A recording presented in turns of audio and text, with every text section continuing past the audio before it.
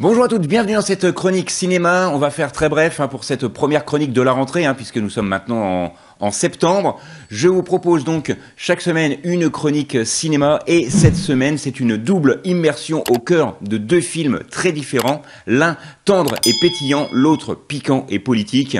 Adieu Jean-Pat de Cécilia Roux, puis Le Provocateur Fils de, un film également que je vous conseille cette semaine et sur lequel je vais insister un petit peu plus.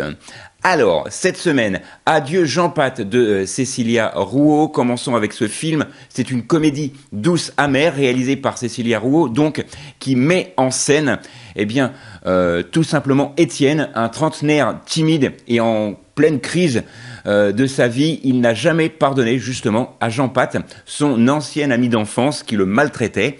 À 35 ans, le voilà, malgré lui, contraint à organiser le décès de celui-ci, Pat justement, et que contre toute attente, il va être chargé d'organiser ses funérailles.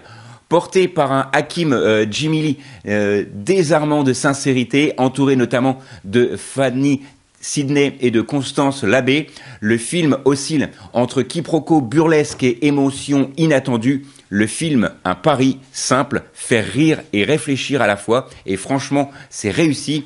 Adieu Jean-Pat est une comédie impertinente, pleine de tendresse, qui fait sourire autant qu'elle émeut, malgré des personnages malheureusement secondaires un peu trop esquissés, mais c'est peut-être, vous me direz, le rôle des personnages secondaires. Et ce qui marque ici, c'est cette capacité à transformer un concept simple, l'enterrement de son pire ennemi, en une exploration douce de la rancune, du regret et de la nostalgie.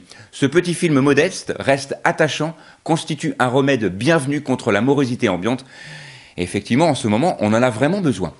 Deuxième sélection, le film de Carlos Abascal Piedro. Ce film s'intitule Fils de. Et ce film, qui est une satire, va nous offrir une satire justement politique savoureuse. Fils de, donc justement. Et le synopsis est très simple. La France est en pleine instabilité après une présidentielle. Nino, jeune attaché parlementaire ambitieux, se voit confier une mission de haute voltige, convaincre son père, Lionel Perrin, vous aurez compris, ancien politicien, de devenir Premier ministre. Le hic, c'est que ce père a rompu les ponts avec la politique et son fils. Nino dispose donc de 24 heures seulement pour sauver sa carrière, sauver sa vie personnelle et peut-être l'avenir du pays. Alors ce qui fait la force de ce film, Fils de, c'est sa verve, portée par un casting solide.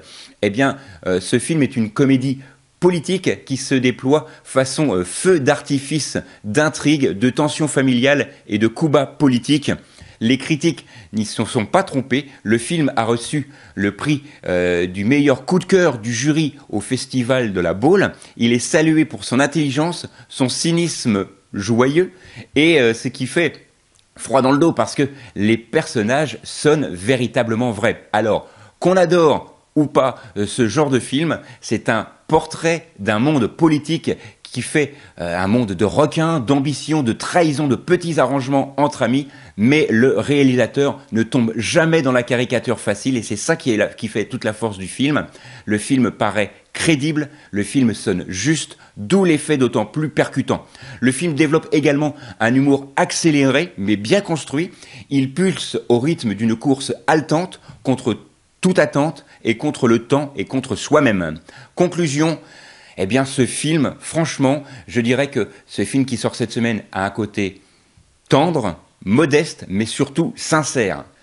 Alors, en résumé, cette semaine au cinéma, on a d'un côté Adieu Jean-Pat qui réconcilie avec la vie par le rire et la nostalgie, et de l'autre, un jeu politique implacable et drôle avec Fils de, qui va nous plonger dans les coulisses machiavéliques du pouvoir. Deux films, deux ambiances, deux expériences que je vous recommande donc cette semaine.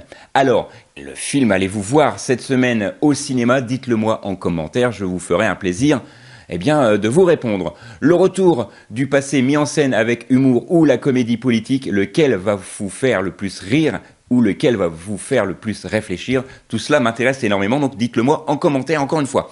Voilà, c'est tout pour cette semaine. Nous, on se retrouve la semaine prochaine, même endroit, même heure. D'ici là, sortez, allez au ciné et n'oubliez pas que le cinéma est fait pour tous ceux dont la curiosité est le plus grand des défauts.